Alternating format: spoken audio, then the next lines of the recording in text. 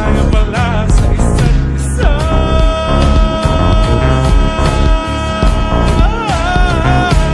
Magkahawak ang mga kamay, magsabay sa lakad ng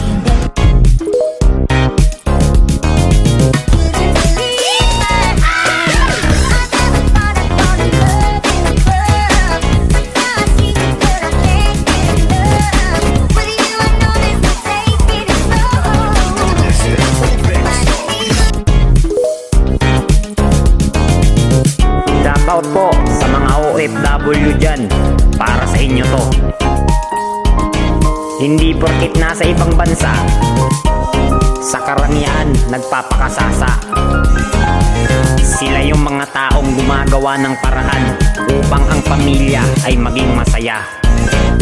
Kahit sa solusyong ikalulungkot pa nila, pinagsisilbihan ng iba para sa kamag-anak ay may maipadala. Tinitiis ang masasakit na salita para sila ay kumita. Para sa kanilang mga pamilya, makontento sa kung ano ang ipinaabot. Dahil kahit gaano kaliit, yan ang bunga ng pagod.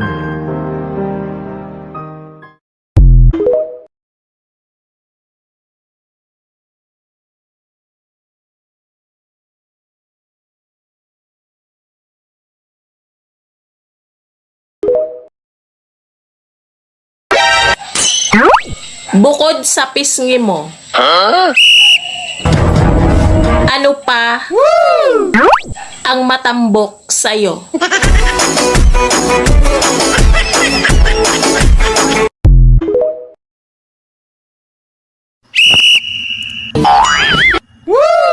Pag ako naging kapitan, mga marites sa sahuran ko. Bakit? Mahirap magbantay sa buhay ng ibang tao.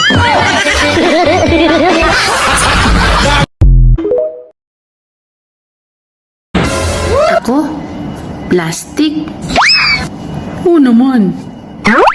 Siyempre ginaya kita eh. Mas ginalingan ko lang.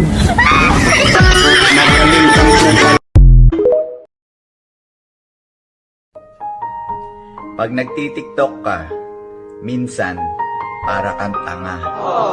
Pero ang tangang to, minsan o madalas ang siyang nagpapangiti ng araw niyo. zile.